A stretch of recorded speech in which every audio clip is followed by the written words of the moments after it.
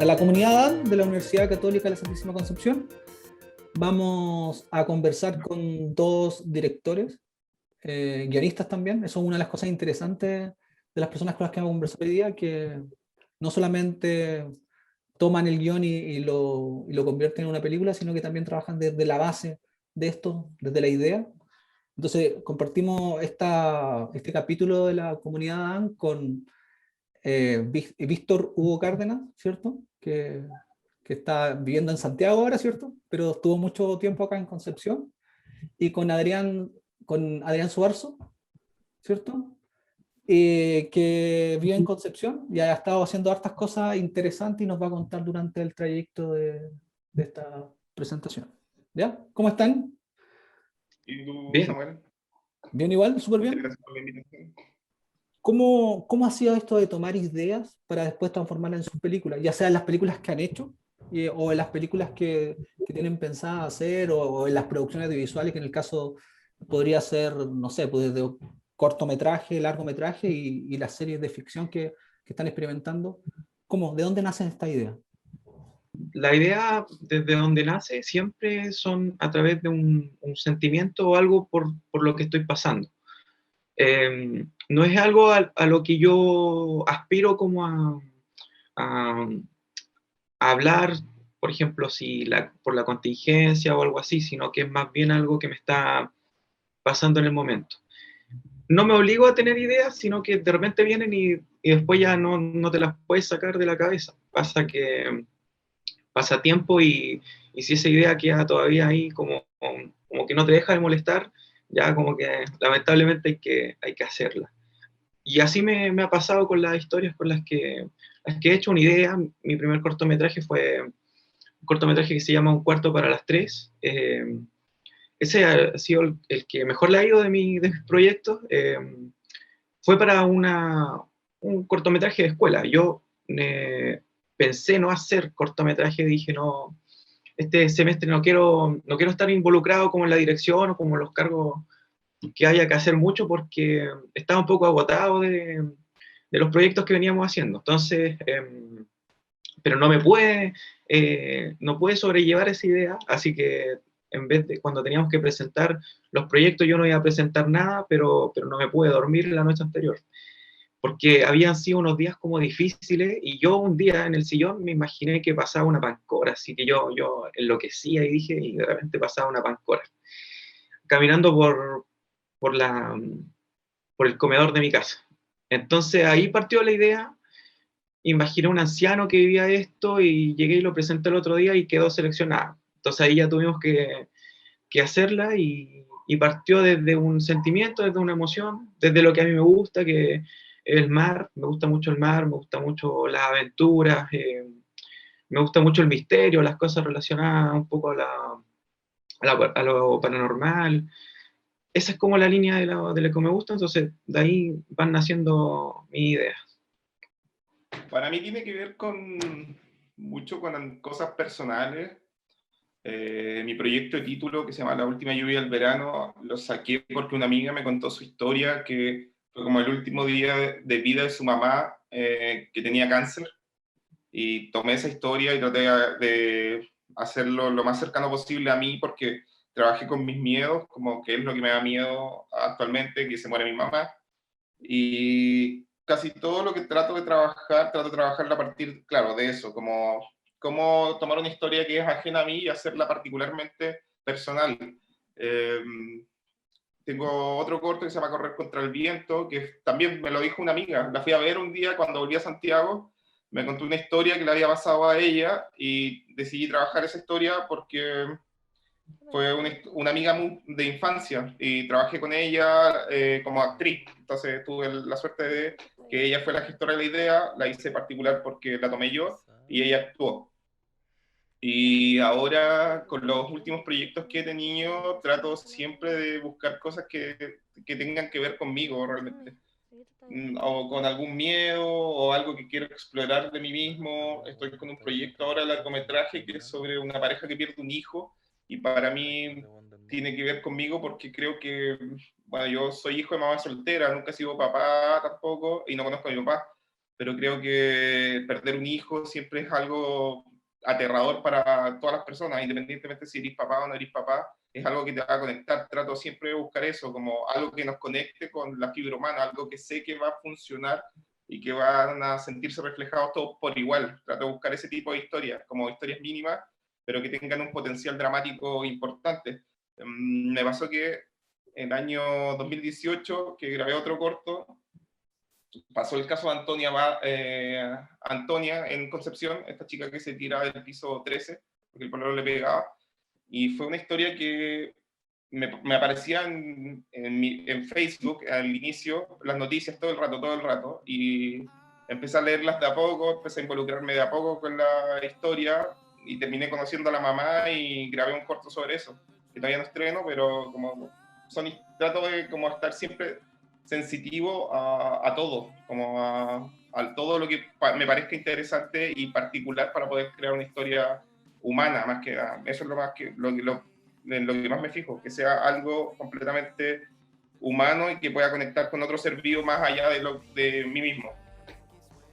Una de las cosas que es interesante a través de la idea es que la idea suele nacer con mucha inseguridades, ¿cierto? Cuando uno crea una idea es como que uno tiene la tincada, así como que esto es algo, pero no sé lo que es. ¿Cuál es el proceso que ustedes realizan para que esta idea tenga fortaleza?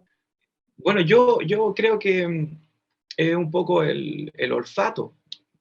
Es como el olfato de saber si algo va bien o puede funcionar. Es difícil porque una idea viene desde una abstracción y es muy abstracto desde dónde sale y por qué viene y en qué momento. A veces el contexto influye harto o no influye.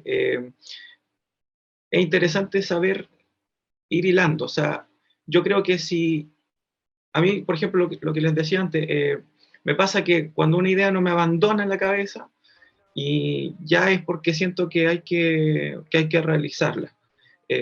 Creo que eso es como parte del olfato que uno pueda tener con respecto a si una idea, eh, para dónde llevarla, porque sí, uno parte con harta inseguridad y tiene un montón de posibilidades de dónde agarrar esa idea, y también puntos de vista, personajes, hay un montón de cosas, entonces hay que elegir lo que sea eh, lo más emocionante posible. Al final, la emoción yo creo que debería ser lo que esté al 70% del proyecto, la emoción dentro de la creación de una historia, porque el objetivo y las probabilidades y las temáticas pueden decir, ah, no, es que si tú hablas de esto te va a ir bien.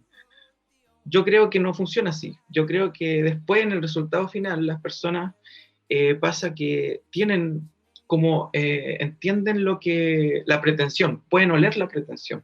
Entonces yo creo que lo mejor es que el realizador desde su perspectiva se sea sincero a sí mismo y escriba acerca de lo que de verdad le está llamando. Y por ahí yo creo que se podría ir encontrando una buena idea que salga sincera y que después no tenga esa cosa como, oh, bueno, como de pretensión. Muchas veces que es lo que más, siempre la gente, yo ahí leo comentarios de la gente que no es de cine, que hay que escucharla y que de repente dicen, oye, ¿sabéis que esto me pareció como raro, como no sé?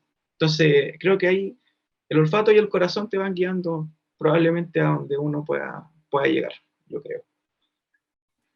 Yo creo que lo que tú mencionas de la inseguridad es algo con el que uno aprende a lidiar, porque no, por muy trabajado que esté tu proyecto, incluso cuando estáis rodando, no, esa inseguridad siempre está. No es algo que siempre va a estar. Nunca vaya a decir como, este proyecto es perfecto, soy un genio. Como que es mentira, como que tenéis que creértelo porque tenéis que venderlo, como que tenéis que decir como mi proyecto es el mejor del mundo y voy a cambiar la historia del cine para poder encontrar financiamiento, pero la inseguridad siempre está. Porque yo creo que nunca tiene que estar 100% seguro porque al estar siempre, si estás muy seguro de algo y algo te sale mal, te vaya a entrar en shock. Y para mí un buen director no tiene que ver con que sepa que todo va a funcionar bien, sino cómo puede resolver esos problemas que se le presentan en set. Y si es un conflicto, el enfrentarse a la página en blanco, el tener la idea y darle una bajada, el sentarse un día y decir como voy a escribir esta idea que se me ocurrió y lo voy a hacer sí o sí. Tuve un profe de guión que nos decía como uno siempre que piensa una idea, siempre está dándole vuelta en la cabeza hasta que se siente seguro, que piensa que dice como ya, sí, sí, está súper buena, ahora sí que está buena, ahora la voy a escribir. Y él decía como, eso no pasa, como que realmente nunca vaya a estar completamente seguro, nunca vaya a dejar de darle vuelta al proyecto.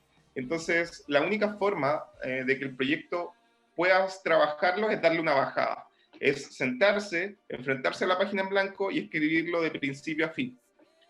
Él planteaba que siempre la primera versión de lo que escribimos, ya sea un guión de largo, corto, siempre va a ser una basura. Decía, siempre va a ser una basura. Pero lo importante de eso es que pudiste darle una bajada. Entonces, ya teniéndolo en papel, puedes ver el principio y el fin, lo que funciona, lo que no funciona, lo que te gusta y lo que no te gusta. Y de ahí es simplemente un trabajo de reescritura, de corregir, corregir, corregir, corregir, pero por lo menos tienes algo tangible.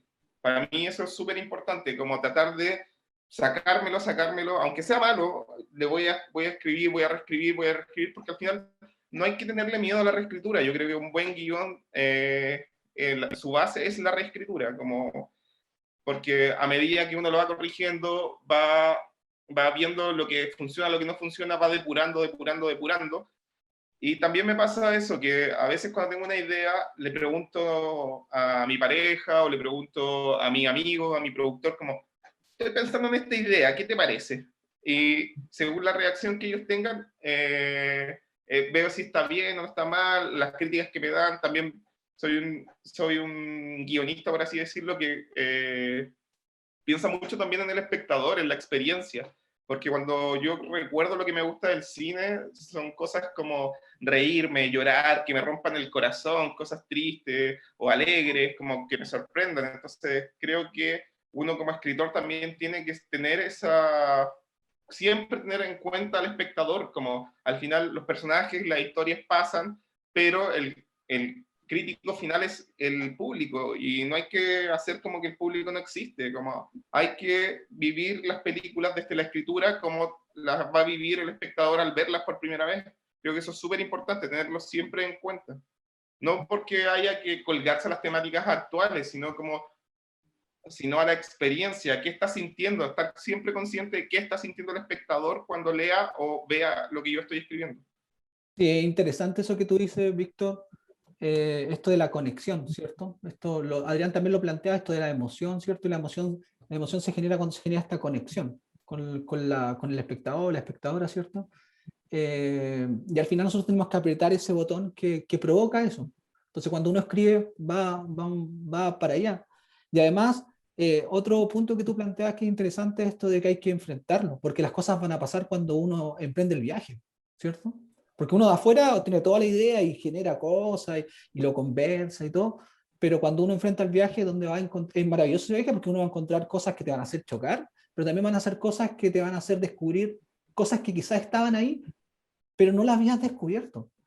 A mí me pasa que muchas veces, ahora en el proceso de escribir el largo, me pasó que muchas veces tenía como ideas de cómo iba a terminar, cómo quería que empezara, pero había ciertas partes en el medio que no tenía idea qué pasaba. Entonces llegaba un punto en la escritura donde escribía y se me acababa la idea. Y era como, ¿y ahora qué? Como, ¿qué sigue ahora? O sea, sé lo que viene más adelante, en 10 escenas más, pero ¿cómo llego a eso? Como, ese es un trabajo igual enriquecedor porque yo creo que cuando uno se ve con la idea agotada, lo mejor que podía hacer es buscar referencias, ver películas. Yo hago eso, veo películas, cuando me quedo sin ideas, veo películas similares, busco referencias, leo algo, como tratar de encontrar, siempre le voy a estar dando vueltas. Incluso yo creo que no hay que tenerle miedo a la procrastinación cuando uno está escribiendo guiones, porque si ya te agotaste toda la idea y te vaya a ver una película, incluso le vaya a seguir dando vueltas y de repente esa película, por muy mala que sea, vaya a encontrar algo que te hace sentido que vaya a poder aplicarlo después a tu guión. Entonces, como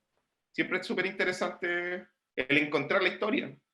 Hay una historia que tiene Adrián, que es súper interesante, y que yo creo que la tiene ahí dando vuelta y me gustaría que nos contara que es cuando él tiene un actor en su corto que se llama Un cuarto de las tres. Entonces, cuéntanos, Adrián, ¿cómo descubriste a ese actor? Que tiene que ver un poco con esto, con lo que decíamos, esto de estar ahí y que las cosas pasan y hay que saber aprovecharlas, ¿no? Entonces un día estaba de cumpleaños mi hermana y fuimos a Albert Luis. Pasamos en la tarde a Albert Luis a comprar unas cosas.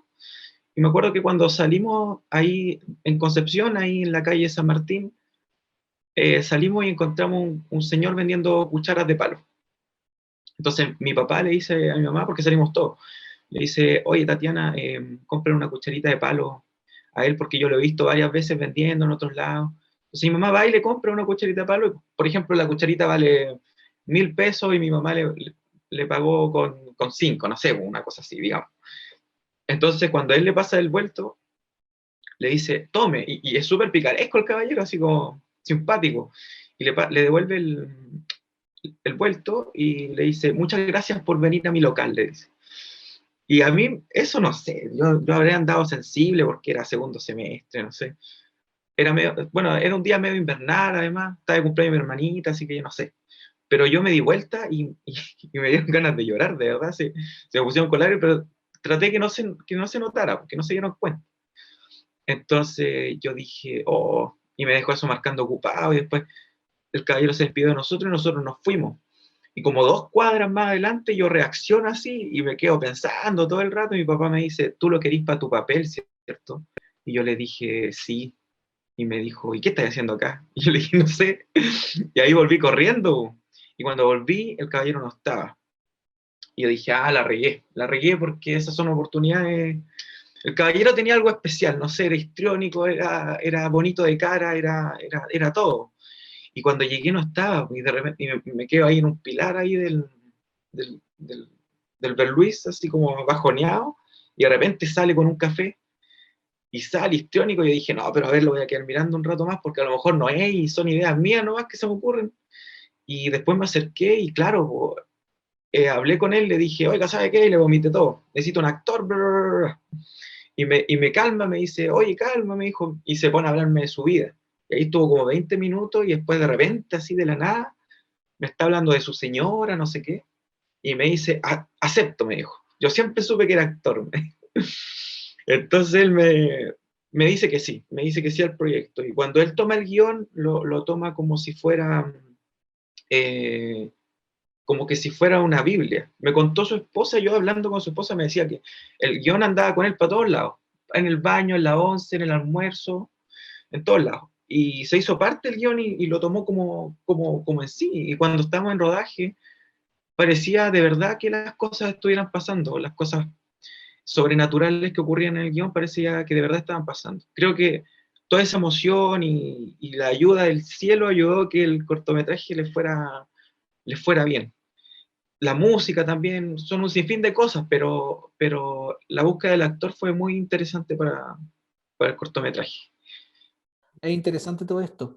Ahora, me gustaría saber y que me comentaran esto, que lo conversamos antes, de hecho, pero ahora lo vamos a replantear, que tiene que ver con esto de cuándo la película o cuándo el guión está listo para producirlo, para entrar a rodaje, para decir, ya, estoy listo para ir a rodaje. ¿Cuándo piensan ustedes, Víctor? ¿Cuándo piensas tú que está listo el guión?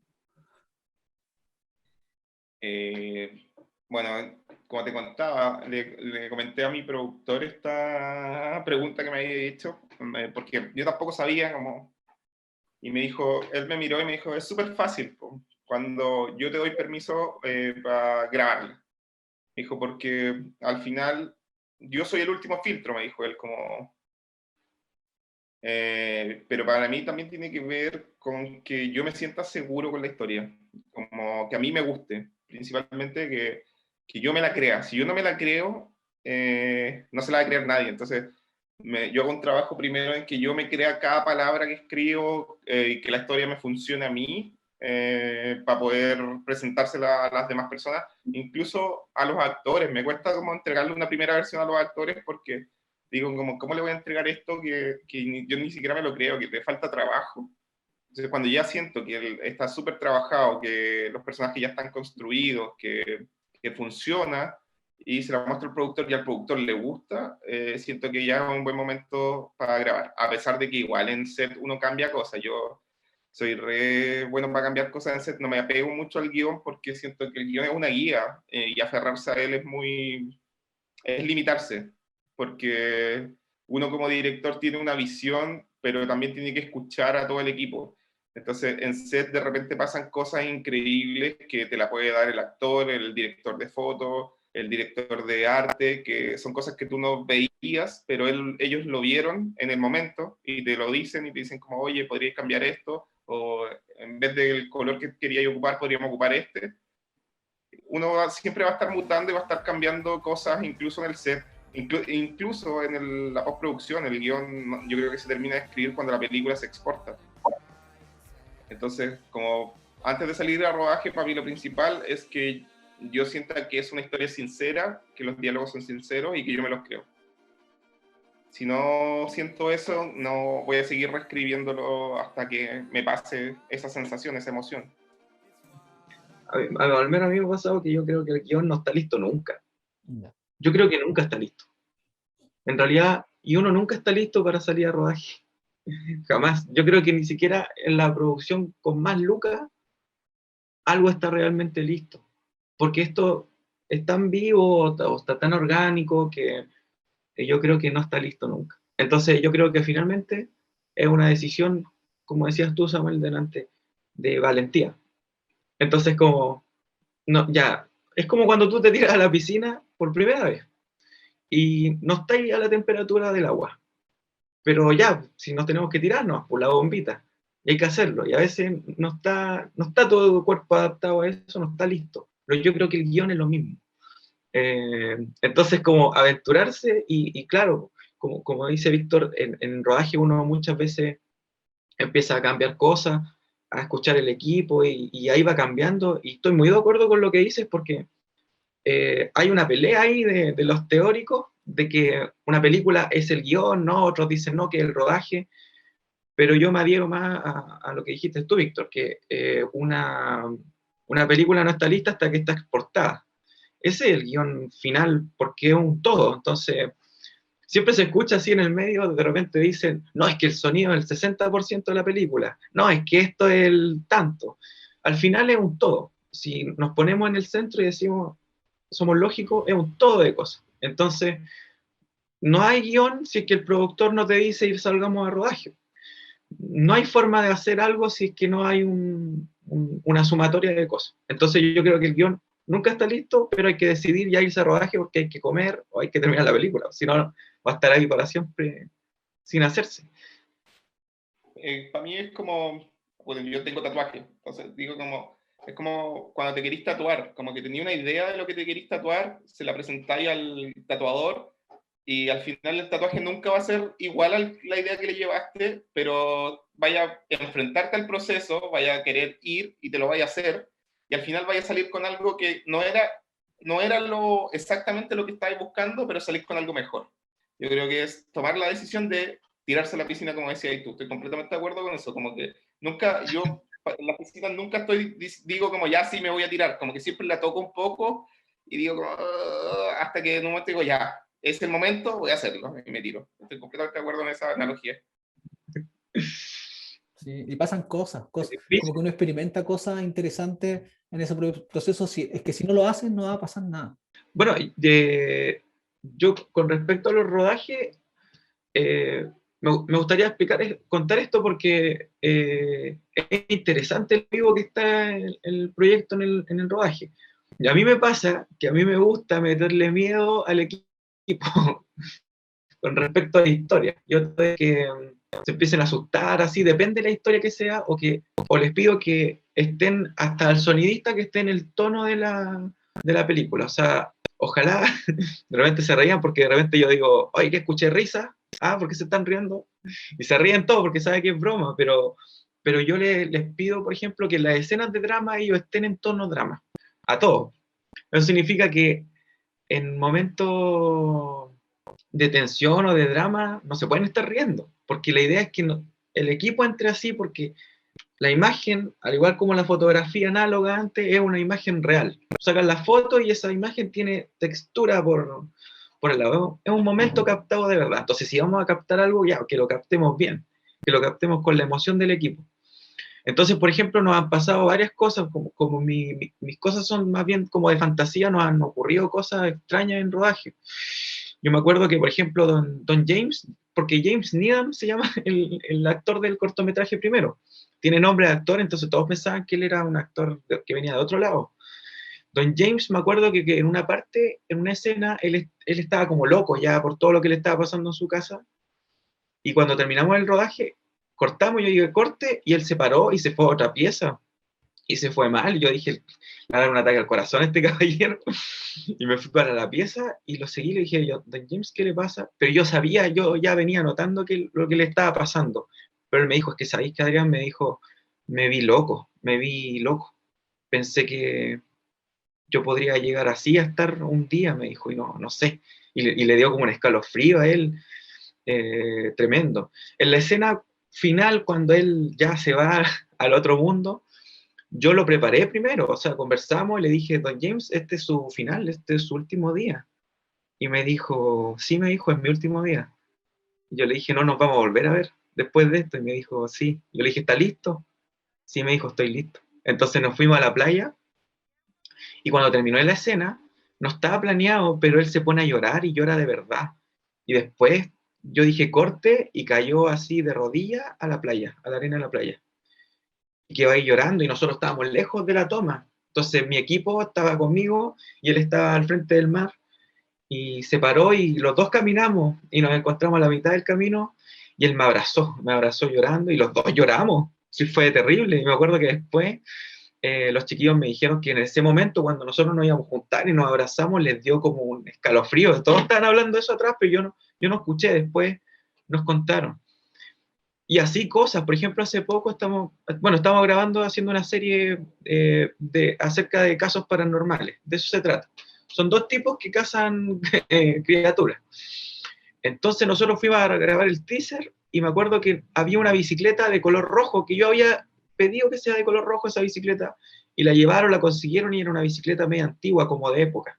Entonces nosotros fuimos a un campo a grabar esta escena porque en esta escena aparecía un niño con su bicicleta que los protagonistas lo habían contratado para que se ofreciera de carnada para una criatura que habita por ahí.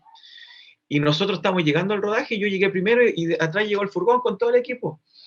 Y bajamos la bicicleta y cuando de repente hay un caballo que se va a oler la bicicleta y va con una manada de caballos y empiezan a olerla y la directora de arte me dice, Adrián, saca los caballos porque pueden pisar la bicicleta.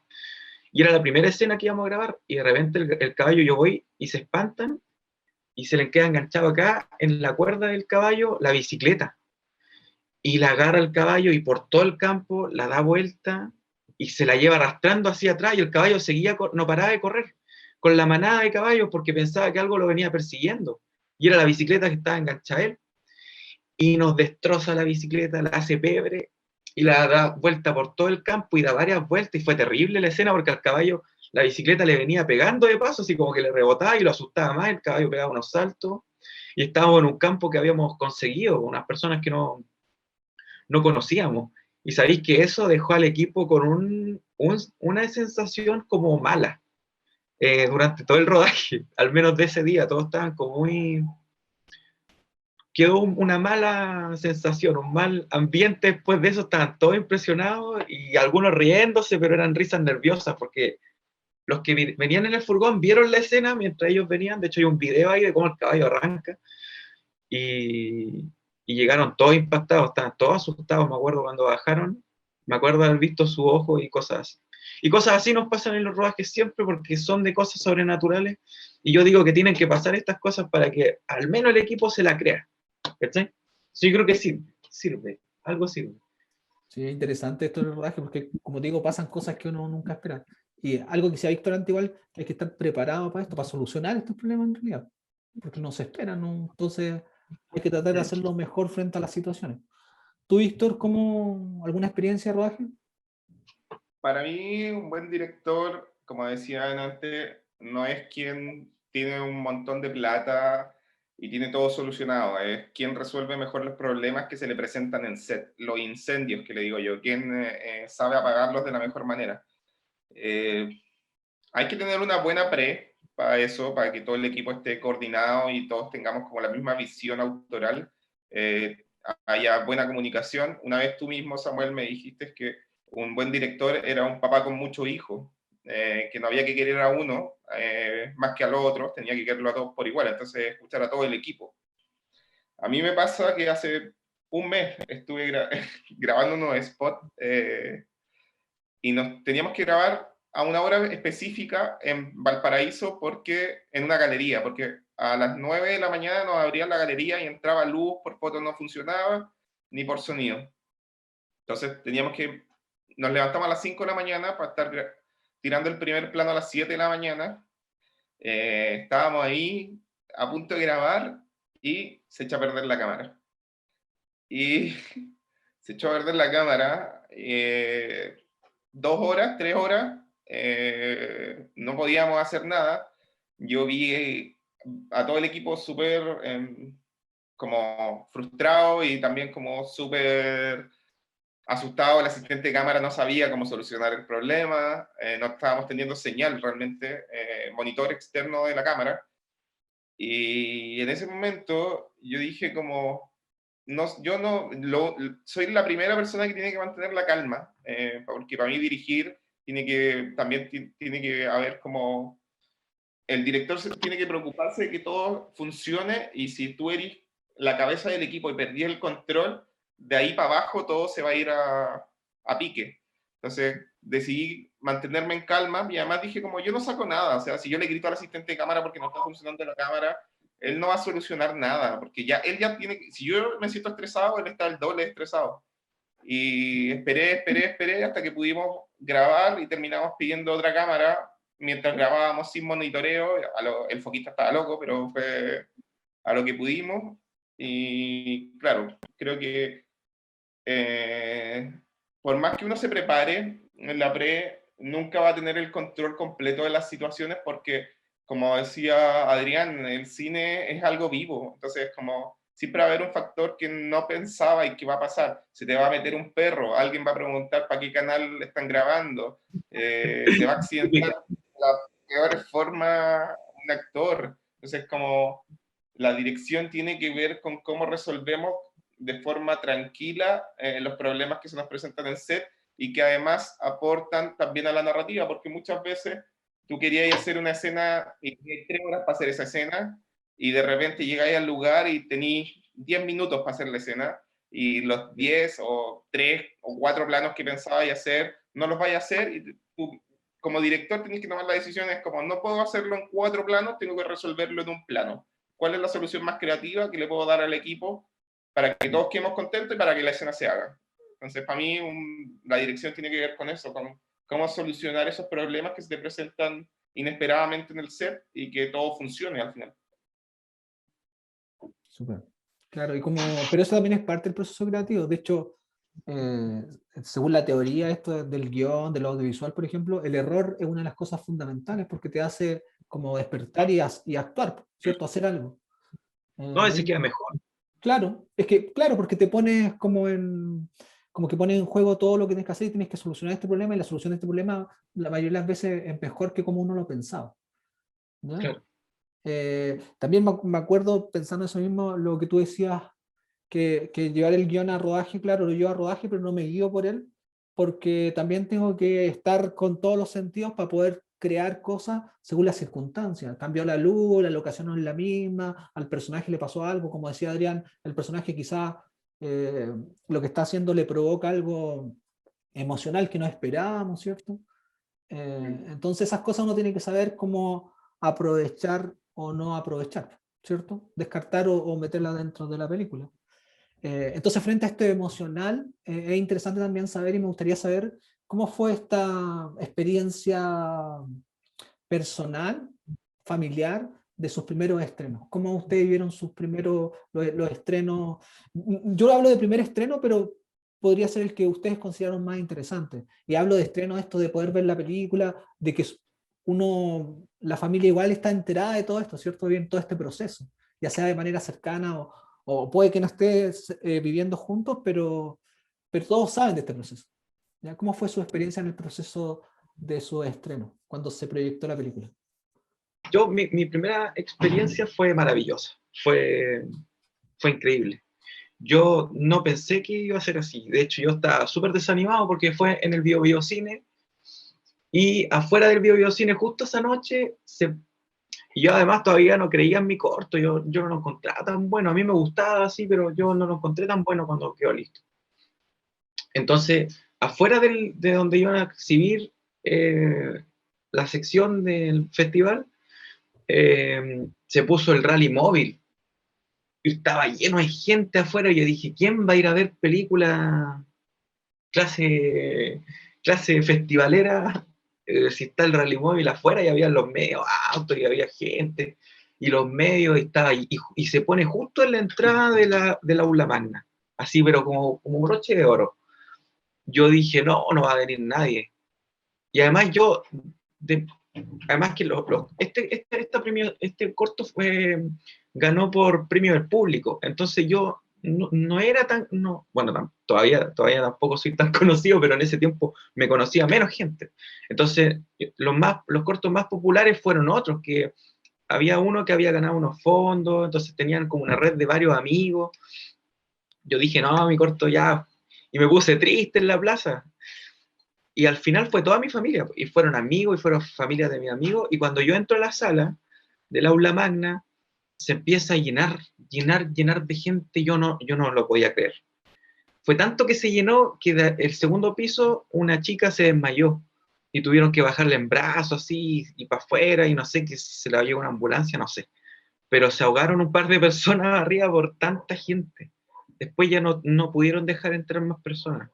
Entonces estaba lleno, imagínate los nervios, estaban a mil. Yo dije, si ven el corto y lo encuentran malo, yo dije, no. Entonces ahí nos hicieron pasar adelante, presentar, cada uno presentó su cortometraje, yo presenté el mío y me fui a sentar. Y estaba con mi familia, yo estaba nervioso. Me acuerdo que los que me acompañaban me tomaban el brazo, así me hacían cariño, me decían ya, calmado, y yo dije, no, pero es que no. Y cuando pasan los cortos, van pasando y pasa el mío. El mío termina la ronda de cortos. Y terminó así, para los créditos, yo no quería ni mirar, yo estaba como decían delante, mirando a la gente.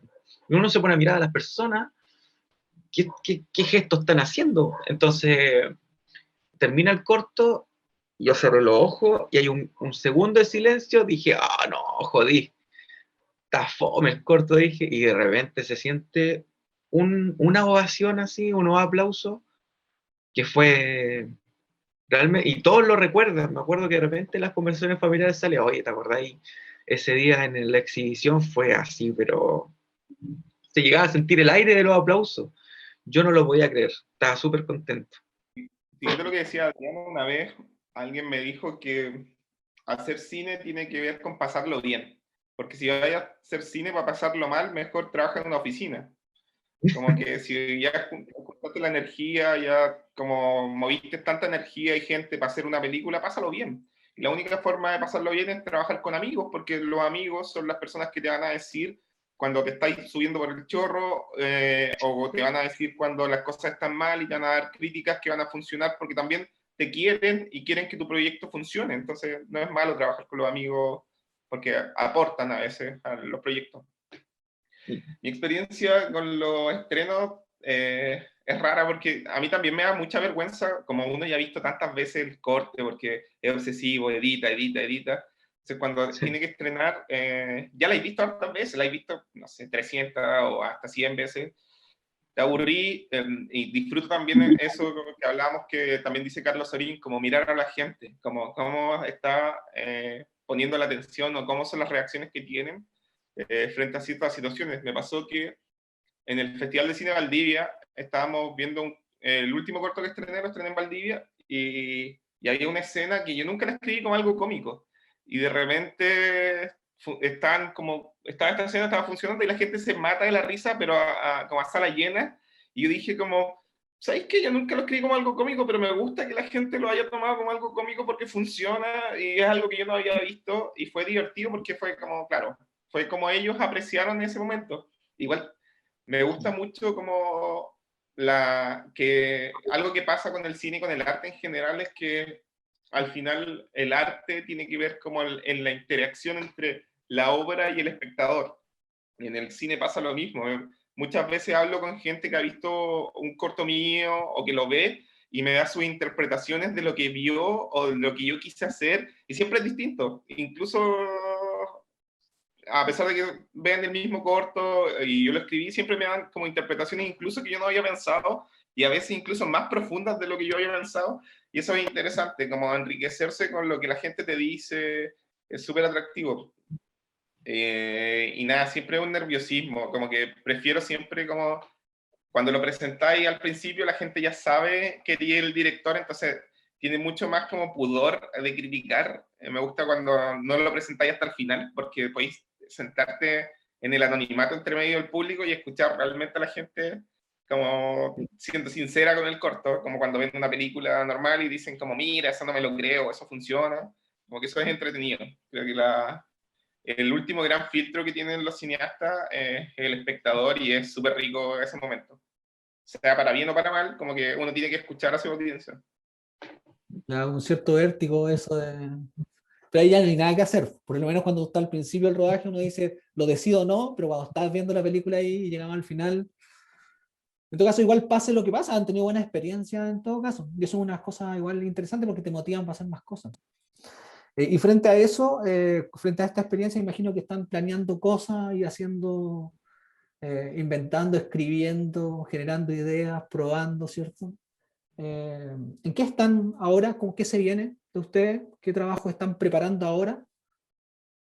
Si lo pueden contar. Bueno, yo tengo un video que había realizado para esta entrevista, así que lo quieren ver, de un proyecto que estamos haciendo que se llama Habitación 7. I walk a lonely road, the only one that I have ever known. Don't know where it goes, but it's only me and I walk alone. Oye, vamos como un poco lento. ¿Quieres empujar tú?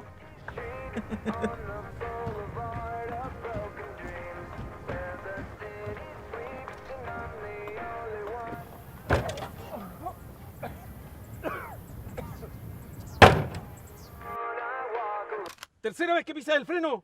Pero tranquilo, viejo. Estoy manejando. Así fácil conducir si yo vengo empujando, ¿verdad?